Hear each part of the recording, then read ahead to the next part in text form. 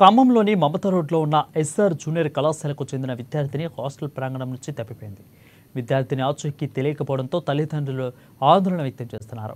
యాజమాన్య నిర్లక్ష్యం కారణంగానే తమ కూతురు తప్పిపోయిందని వారు ఆరోపిస్తున్నారు. అర్పణ పోలీస్ స్టేషన్లో తల్లిదండ్రులు ఫిర్యాదు చేశారు. తీసుకొచ్చి కాలేజీ సార్కి చెప్పి నేను పోతున్నామ్మా అంటే పోయిరా నాన్న అని చెప్పింది.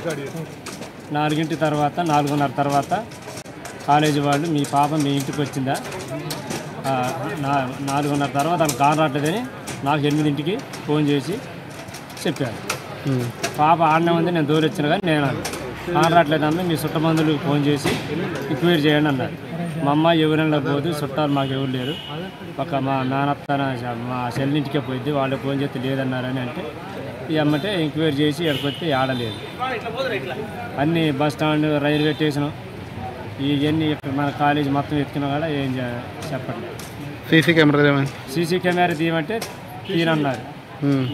ఏడ కాదు వరంగల్ డోర్నకల్ నుంచి అది తీసేది పిన్నులు తీయాలా, మేము ఇప్పుడు తీయం, ఏమన్నా చేస్తే చేసుకోపోయినా అన్నాడు.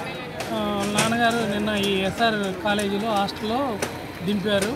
వాళ్ళ యాజమాన్యం నిన్న సాయంత్రం 8 గంటలకి ఫోన్ చేసి మీ పాప కనిపించట్లేదని చెప్పారు.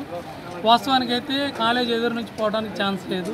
ఆ పక్క వైపు ఉన్న ఏదైతే ఒక పెద్ద బావి ఉంది, ఆ బావి వైపు పోవడానికి అది హైట్ తక్కువ.